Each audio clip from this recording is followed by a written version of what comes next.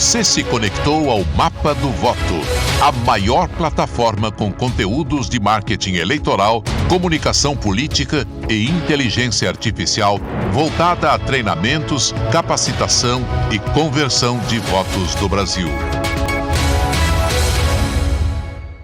Esta é a nossa palestra de número 3, Análise do Cenário Político Eleitoral.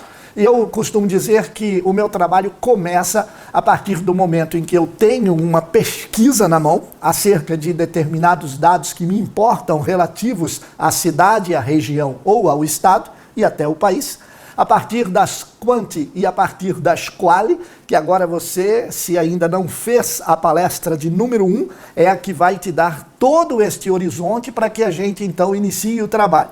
Nesta palestra e também na palestra número 4 de gestão para campanhas eleitorais vencedoras. Então você tem a palestra 3 e a palestra 4 que trarão e remetem à palestra 1 de pesquisa, aonde a partir dali os dados serão mostrados para você. Mas eu quero dizer que este nosso trabalho hoje com você aqui, ele é mais ou menos a situação de eu lhe mostrar os principais segredos para o início do trabalho de assessoria política profissional, gestão de campanha e, principalmente, você entender para que lado vamos dar os primeiros passos.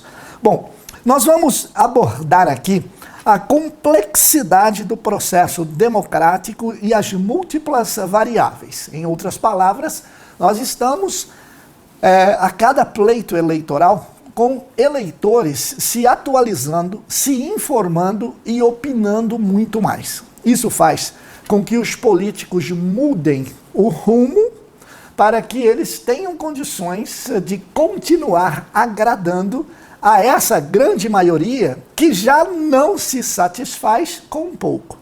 Mas o que é esse pouco? Na verdade, é pouca participação, pouca interação, poucos resultados e poucas promessas entregues. Diante de todos esses poucos, o eleitor foi se qualificando a cada vez mais e trazendo para si a formação de uma opinião referente a políticos.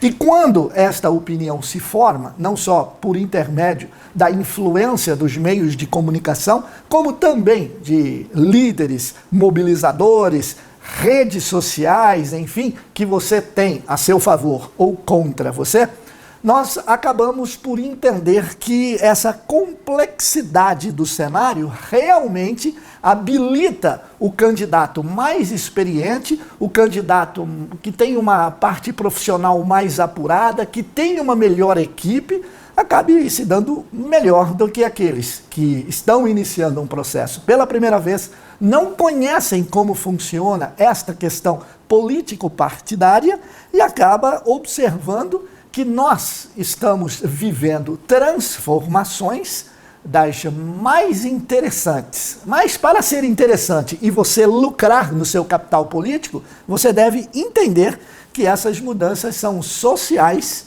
e dinâmicas. Então, o que nós podemos entender acerca de tudo que eu disse até agora?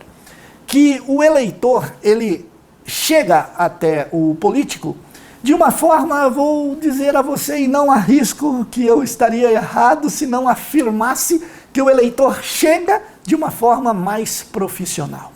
Nós temos também aqueles líderes, mobilizadores, pessoas que no início da campanha encostam em você que é candidato ou que se diz pré-candidato, queimando a largada, e eu vou explicar isso já já, tentando se aproveitar desta pessoa, porque principalmente se for como nós chamamos barriga verdes, né? Ah, o cara não sabe nada, eu vou dizer para ele aí que eu tenho uma grande influência no meu meio, eu sou o líder dos motoristas de lotação e vans, agora estão vindo para nós os mototáxis, então são muitas pessoas, essas pessoas conversam com os passageiros o dia todo, enfim, há uma série de colocações que estas pessoas, pseudos lideranças, fazem, e o candidato que está iniciando o processo eleitoral e também para se arrumar politicamente, ele acaba entendendo que o caminho é esse mesmo. Não tem outro caminho. É esse e ponto final. Preciso trilhar este caminho.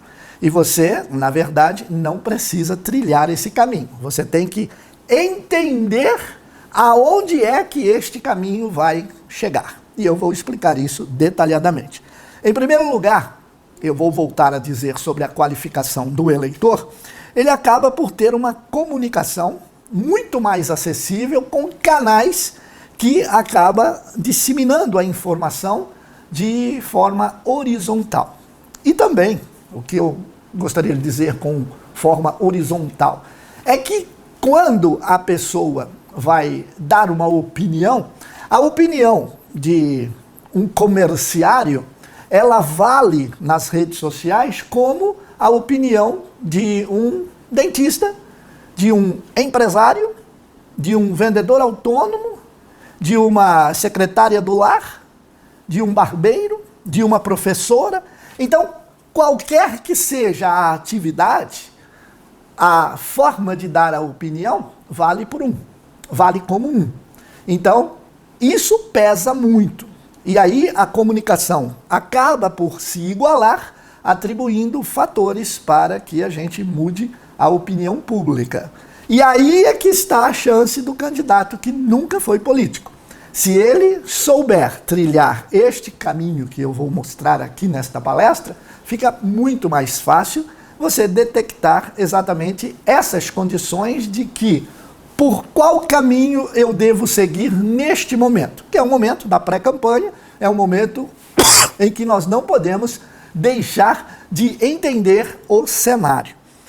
As promessas também, os eleitores, como eu disse, acreditam muito pouco. Eles sabem, na realidade, que as promessas não serão cumpridas, mas eles também gostam de ter uma esperança. Eles gostam de acreditar em alguma coisa. Eles gostam de ouvir você falar exatamente sobre esta questão do que você vai fazer. Além de tudo, no cenário eleitoral são convidados a participarem a cada 4 anos. Então, essas pessoas, elas são participantes de um evento que acontece a cada 4 anos. E aí eles são chamados, participam com o voto, naquele meiozinho dos 45 dias, e depois eles são totalmente esquecidos. Eles não são mais estimulados a participar do processo eleitoral, até alguns anos. Hoje já começa a ser um pouco mais diferente. Em razão das redes sociais, eles procuram eleitores a participar, conversar, apoiar, criticar, sugestionar, junto ao seu candidato, diversas formas aonde essa interação começa a dar um pouquinho mais de força a esses candidatos que estão iniciando. Então, isso é muito importante, porque nós temos uma série de candidatos que ganharam a eleição sem tempo de rádio, sem tempo de televisão. Quando eu falo sem, é pouquíssimo, né? Pouquíssimo tempo de rádio, pouquíssimo tempo de televisão, mas eles tiveram uma construção de comunicação muito efetiva e acabaram por trazer os eleitores para o seu nicho, conversaram diretamente, conquistaram, converteram e foram eleitos. Bem, mas e o cenário? Como é que eu vou entender o cenário? Eu trouxe hoje, para te explicar nesta palestra, o meu tabuleiro de xadrez, com as suas peças, que eu vou procurar fazer você entender detalhe por detalhe de como é que se enxerga este nosso cenário. Em primeiro lugar, é importante você saber que se você não tiver uma visão macro de quem é quem no cenário, você vai acabar por trilhar caminhos que num determinado momento você pode encontrar uma barreira, inclusive dentro do partido, e aí já é um pouco tarde. Você já percorreu um trabalho, você já percorreu um caminho, e quando de repente você acha que está indo muito bem, a barreira é colocada em sua frente e você acaba por ter dificuldades, ou financeira, ou de relacionamento, ou apoio, ou até mesmo a conquista da própria legenda.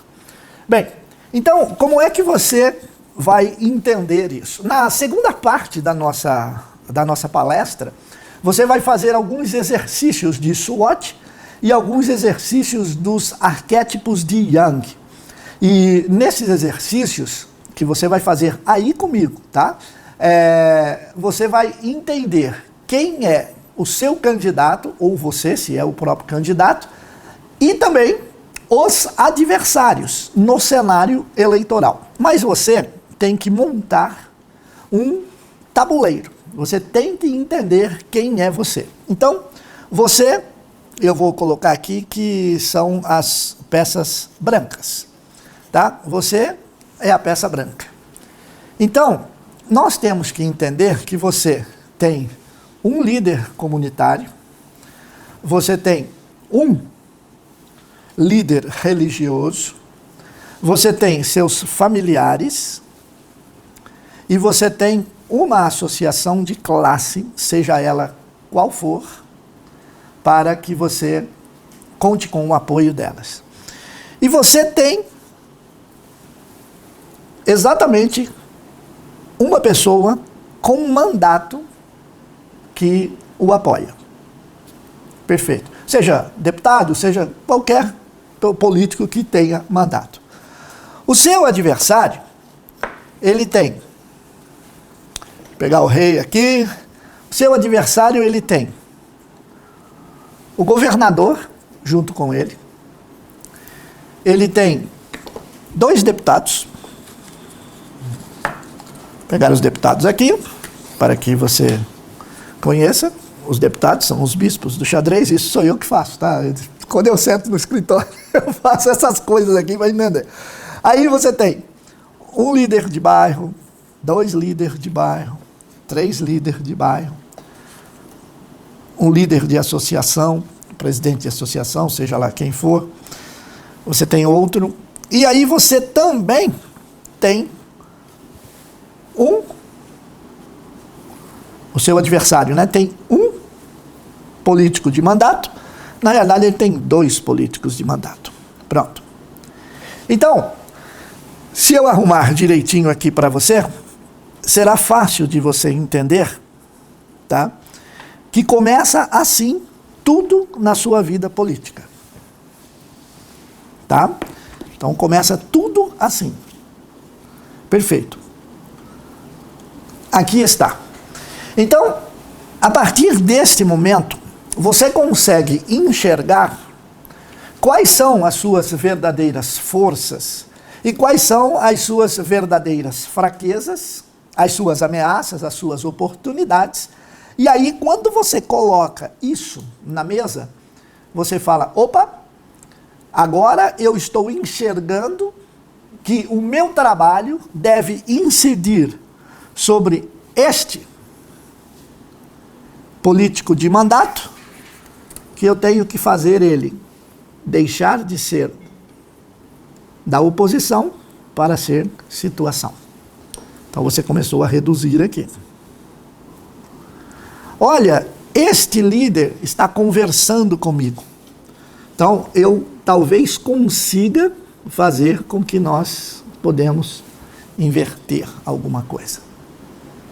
Então, nós começamos a ter aqui um equilíbrio de forças. Mas para isso, você depende de escolhas e também depende do comportamento do eleitor perante a todo o procedimento político eleitoral que o seu candidato ou o seu político em mandato está agindo. Porque com a mesma força que você está invertendo pessoas, você pode ter o governador, por exemplo, que numa chamada ele já traz 2 direto. E essa chamada requer sentar à mesa e negociar apoios. Quantos partidos você tem junto com você? Eu tenho um partido. E o meu adversário, ele tem 2 partidos. Eu estou dando um exemplo bastante simples, tá? Para que você entenda. Então ele tem 2 partidos. Então, a partir deste instante, nós começamos a enxergar. E para isso, nós temos que trabalhar de forma a não se desgastar com estas lideranças, pessoas que contribuem para a formação da opinião pública e também, obviamente, trazer para a mesa para conversações futuras.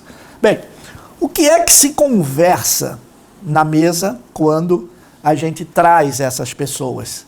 Bem, a gente conversa apoio, a gente conversa colocações futuras, a gente conversa promessas para o grupo, que são promessas que deverão ser cumpridas. Ah, Gilberto, mas é difícil, tem um monte de gente aqui na minha cidade ou no meu estado que eles não cumprem a promessa, não cumprem o que prometem. Bom, aí você vai poder verificar que essas pessoas têm um caminho curto, tá? Não é simples assim, o cara só prometeu no grupo e acabou.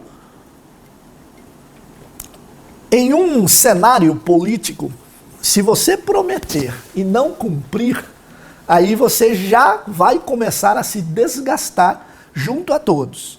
E uma coisa que político nenhum aceita é promessa não cumprida.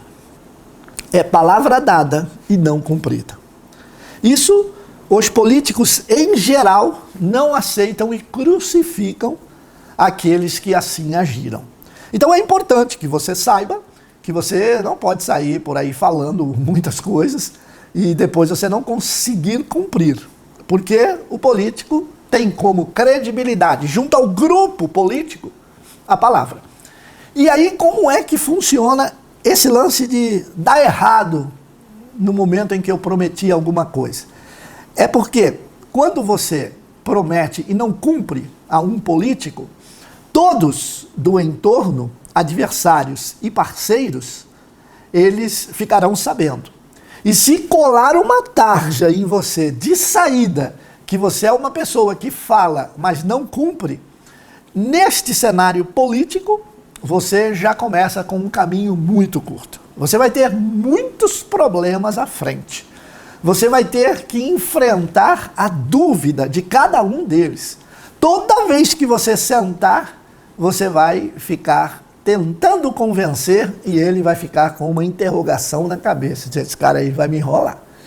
Esse cara aí ele já pisou com fulano e, sabe, não sei, eu não estou muito crente disso não. Então você precisa saber que não é uma boa estratégia você prometer e não cumprir. Mas, paralelamente a isso, você tem sim que entender que os eleitores se comportam e como se comportam para apoiar você. Afinal de contas, você precisa de votos e não de políticos. Ah, mas o político ajuda. Isso, tá certinho. O político ajuda, o político mobiliza, o político fará um discurso em seu nome, apoiando você, gravará um vídeo.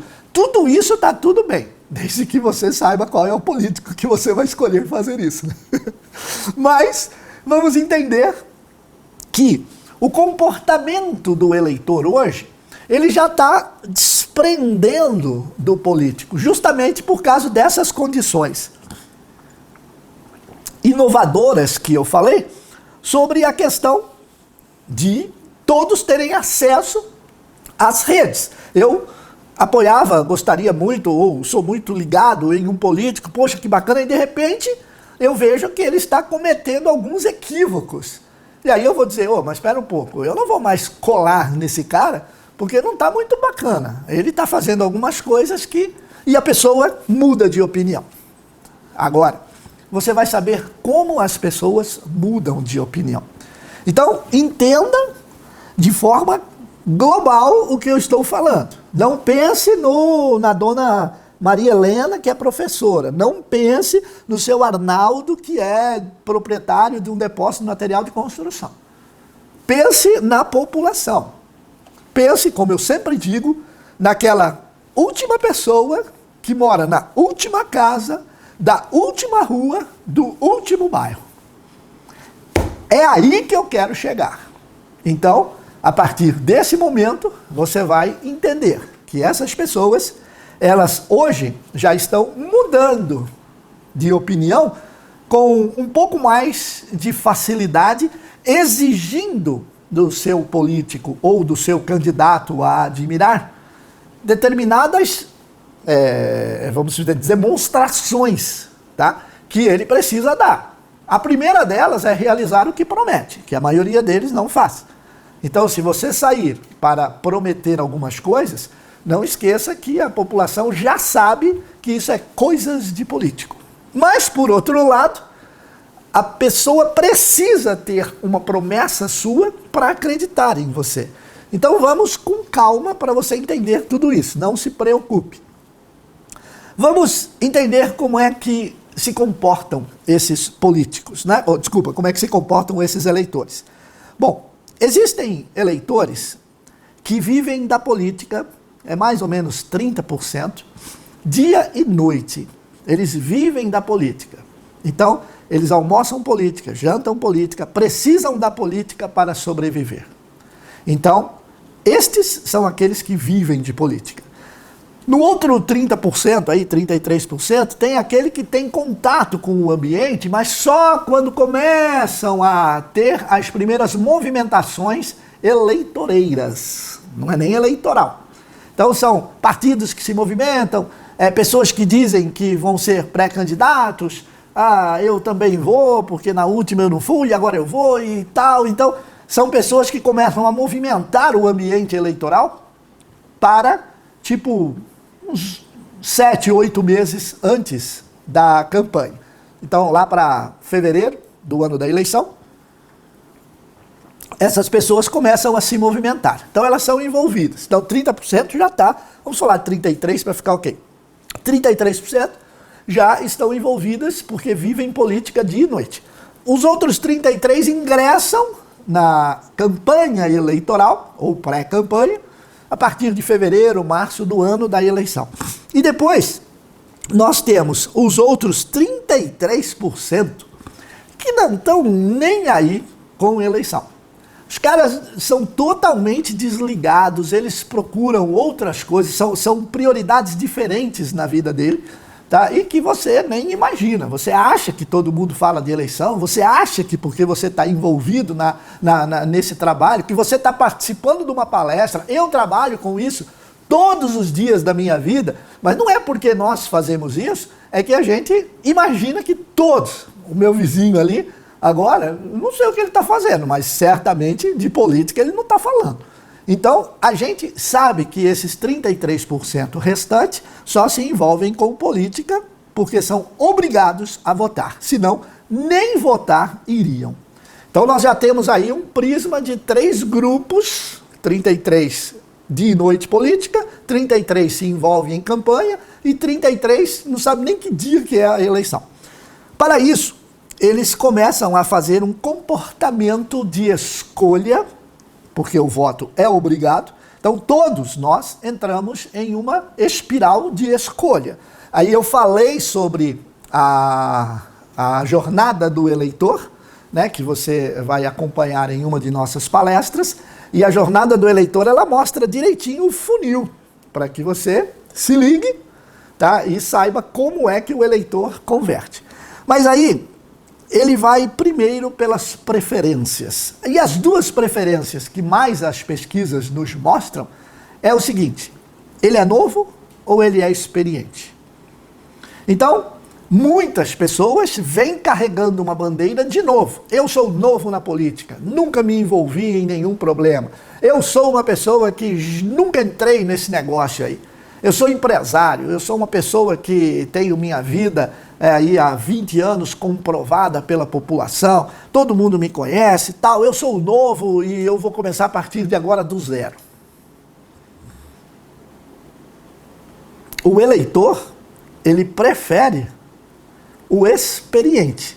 Você pode ser novo na política, mas você tem que ter discursos que mostrem uma experiência no trato da coisa pública. Então, a partir do momento que você mostrar essa experiência, não fique dividindo ou difundindo a bandeira do novo unicamente. Diga que você é novo e que você é experiente. O outro detalhe são as atitudes. Ele é atencioso ou mal intencionado, né? Então o eleitor fica observando isso, se você é atencioso ou se você está lá só para marcar o ponto e sair já ir para outra reunião. Não fica até o final da reunião, as pessoas, tudo bom, cumprimenta meio de longe, dá um aceno. São pessoas que são vistas como mal intencionadas. Depois você tem uma opinião individual, onde o eleitor diz o seguinte: gostei desse cara. Ou pior, não gostei desse cara. Então, se ele gostou ou não gostou, é uma opinião individual de cada um, não é opinião pública. E por último, a opinião em grupo, se ele é querido ou se ele é rejeitado. Então, se ele é querido por um grupo. E se ele é rejeitado, ele também é rejeitado por um grupo. Mas o que é que na realidade estes eleitores sabem para chegar a estas conclusões? Talvez este seja o ponto mais importante deste nosso primeiro módulo da palestra. O que eles sabem? Eles vivem na realidade que a crença, a opinião e a ciência podem incidirem sobre esta decisão. Então, a crença é aquela que tem caráter estrutural. Então, esse caráter estrutural, estável, duradouro e constante, é aquele tipo de crença assim: eu acredito em Deus e ninguém muda a minha opinião. Ponto. Então, por crença ou pela crença, tá, a minha opinião é formada desta forma. O outro tem uma opinião que, geralmente, pode ser mudada. Mas eu vou explicar isso. A opinião, ela é ilógica, tá? Ou parabólica. Ela vai para cá, ela vai para lá, tal. A opinião, ela não é muito ali, mas ela é de caráter conjuntural também, instável, e ela varia sim. E você não pode confundir, eu vou explicar no próximo slide, o que é opinião e o que é palavra, tá?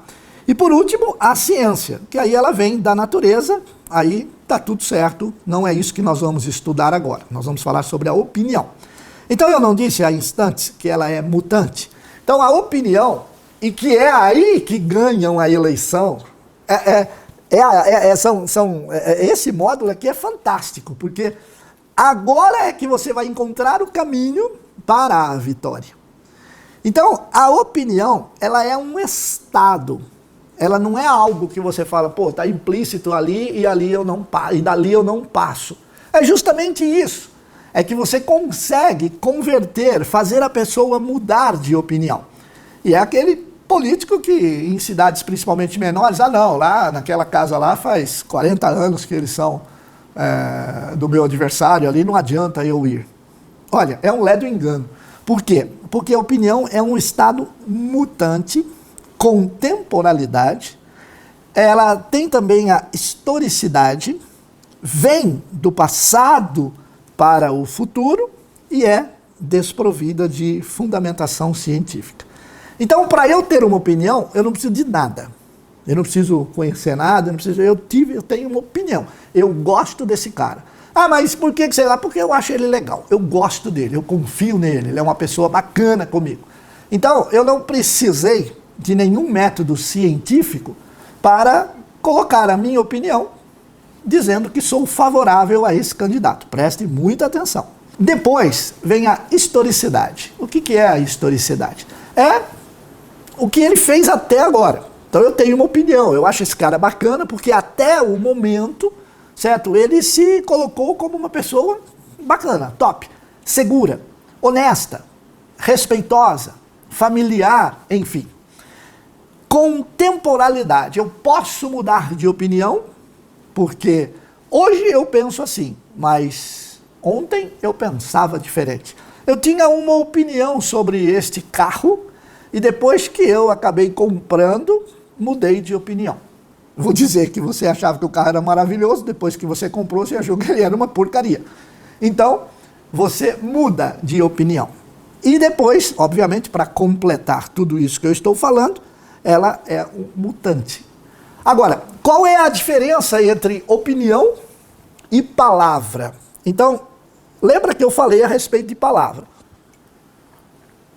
Quando o político dá uma palavra, ele é obrigado a cumprir. Agora, quando você tem uma opinião, você pode mudar de opinião. E normalmente a imprensa, ela faz um trabalho muito desgastante aos políticos, que mostram o que, vamos dizer, seria o antes e depois, né? Olha, antes ele falou isso, agora ele fala isso. Ah, ele falava isso, agora ele está falando isso. E qual é o problema? Você pode mudar de opinião quantas vezes você quiser. Só que você tem que saber que existe toda uma estratégia da assessoria política profissional para ajudar você a mudar de opinião. Qual é a forma errada? É você dormir quinta-feira dizendo que sim e amanhecer sexta-feira dizendo que não. Então o nosso trabalho, ele vem justamente para ajudar aos políticos a mudar a opinião de acordo com as tendências que nós estudamos no primeiro painel de pesquisa. Então eu estou aqui com uma tendência de que a opinião pública vai mudar para cá. Ela era contra e ela está ficando a favor. Parece que a narrativa vem ganhando espaço. Parece que as pessoas estão começando a pensar diferente. Então, você, como assessor político profissional, pode conseguir fazer o seu candidato ou o seu político em mandato mudar de opinião, mas gradativamente, colocando conteúdos, mostrando como que funciona, mostrando que existem novos meios de se analisar, existem diferentes atributos que lhe levaram a mudar de opinião.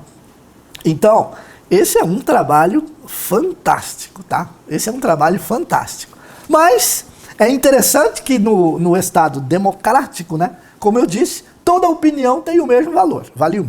Toda opinião vale 1. Então, eu abordei esse assunto lá atrás, ou seja, elas são sim dignas de respeito e você deve ter tolerância com todas elas. Mas esse material dessa palestra eu adoro. Em caso de dúvidas, vale a opinião da maioria. Eu vou repetir. Em caso de dúvida, vale a opinião da maioria. Ah, mas por que aqui? Ah, porque todo mundo foi para lá e eu também fui. Então, é muito interessante isso.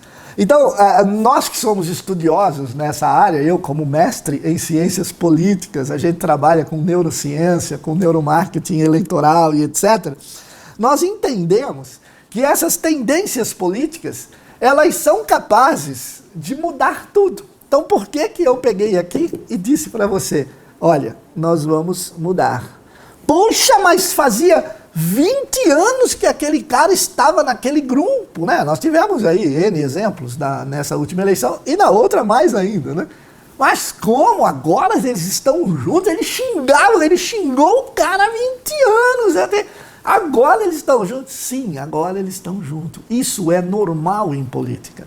Se você acha que eu estou enganado, você não tem a menor chance de construir um capital político ao qual você precisa para você ganhar. Você não precisa ser, como a minha mãe falava, Maria vai com as outras, né? Você não precisa ser assim. Você tem que ir construindo um caminho ao qual, quando você disser, olha, vou seguir por aqui, todos dizem, mas ele já veio falando, ele já veio construindo esse caminho, já, né? Realmente, é o que eu disse, você não pode dormir quinta-feira do lado A e amanhecer sexta-feira do lado B. Então eu espero que isso esteja muito bem entendido. É uma matéria fantástica, tá? É uma abordagem maravilhosa que eu faço. Você não acredita quando eu sento com um cliente e explico isso para ele. Aí ele olha assim e fala, mas eu consigo? Eu falei, consegue. Mas não vai dar problema com o meu grupo, com a minha turma? Não, não vai. Porque há uma condição de todos mudarem de opinião, como eu expliquei há pouco, tá? Então, é importante que a gente entenda e que a gente também não comece a criticar uma pessoa porque ela mudou de opinião. Que agora, a hora que você vê, principalmente quando a imprensa divulgar, né? Olha, o fulano tal, não sei o que, você vai falar, não é assim não, eu aprendi como é que isso funciona. Isso aí é de outro jeito, não é alguma coisa assim como, não, isso é diferente. Isso tem uma técnica, isso está bem bacana, tá? Então, Mas você vai conhecer como fazer isso, estudar e enxergar o ambiente no nosso módulo de número 2 desta palestra. Até então, nós estamos com as tendências políticas, que aí vai resumir tudo o que eu falei, tá? É um estudo sistemático. Não adianta, você não consegue parar de estudar política. Eu estudo política há 30 anos, vivo política há 30 anos, faço todas as estratégias, monto todo o quadro, o cenário, o meu tabuleiro, faço tudo direitinho antes. É o planejamento. Mas, sem eu ter as análises metódicas dos padrões políticos, eu não consigo avançar. Como é que eu tenho essas análises? Você vai ver no próximo módulo. Nós vamos trabalhar SWOT, vamos trabalhar arquétipos de Jung e vamos montar, tá, o candidato perfeito com o perfil do candidato, o perfil dos adversários e também a persona do eleitor. É fantástico. A hora que você chegar nos 3 vértices, você fala: ah, então é por isso que as pessoas ganham a eleição. É por isso mesmo. Então, vamos seguir. Aí você começa a fazer os ajustes das táticas políticas, né? Porque você tem a estratégia. Tá? Então, montamos a estratégia. Tá bom. Como nós vamos fazer? Agora vai passar para a equipe tática para ela fazer com que a nossa estratégia aconteça. Então, a equipe tática vai avançar, que são os ajustes, onde a gente coloca a adaptação. E também a antecipação. Aqui é o mais importante, né? Você tem que prever o futuro. Ah, mas como é que nós vamos prever o futuro? Então, os dados, tendências de quali e quanti mostram isso. E no tracking também. Tudo isso eu falei na palestra de número 1. Para a palestra de número 4, você vai precisar mais ainda entender sobre essas tendências. Que, na realidade, o que eu posso dizer para você? Eu coloquei aqui as 8 palestras divididas para que você consiga absorver parte por parte de um todo para se ganhar a eleição. Então, você pode fazer quantas palestras você quiser, você pode fazer uma palestra, como essa que você está fazendo, e de repente você não gosta e não quero mais. Você pode fazer 3, você pode fazer as 8, mas eu já coloquei numa sequência lógica de entendimento e absorção, tá, para que você consiga construir um caminho vencedor. Então, é por isso que eu dividi em 8 módulos, tá? Você escolhe aquele que melhor lhe surtir um efeito, pela curiosidade, pela vontade de aprender, enfim. Na sequência, nós temos os movimentos sociais mapeados. Então, é aquilo lá. São motoristas de van, motoristas de aplicativo, são população ribeirinha, são pessoas que trabalham com o comércio autônomo, são prestadores de serviço de companhias construtoras, são pessoas que têm um nicho como comerciários, são pessoas que têm um nicho de educação, um nicho de esporte. Bom, dá para fazer milhares de situações a você identificar os novos movimentos sociais emergentes. Então, nós temos, por exemplo, o movimento social emergente, os influenciadores digitais. São movimentos sociais? Claro que são. Tendo mais de um, já começa a se formar um grupo, e se todos agem da mesma forma, você começa a ver que já é um movimento a embutir na sociedade uma opinião, uma ação, ou mesmo uma coordenação de trabalho orquestrada. Então isso é, sem sombra de dúvidas, movimentos sociais. Há um impacto nas estruturas políticas? É claro.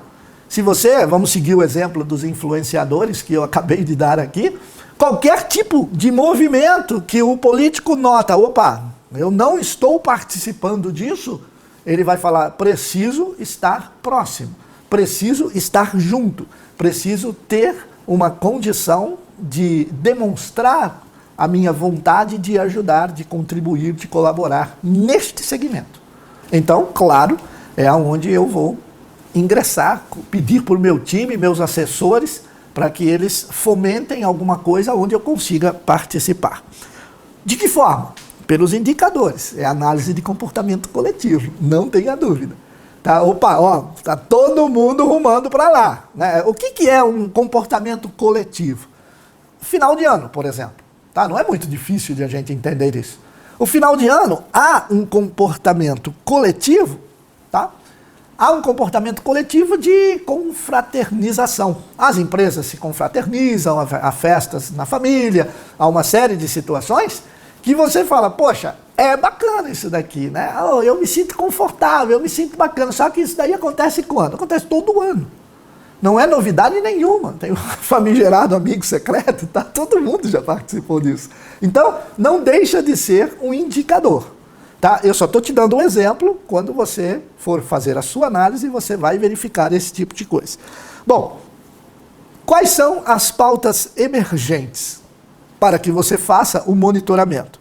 Bom, são os temas mais relevantes. Daquele momento, você está em pré-campanha. Vamos lá. Você está em pré-campanha, está tudo bem na sua vida, tal. Nós temos aqui 2, 3 pautas que você está levando ali, tal. De repente, pinta uma pauta, que eu sempre digo, uma pauta nacional, e ela cai aonde você, no estado, na região ou na cidade, terá de inseri-la na sua pré-campanha. É uma pauta que você não pode ficar fora.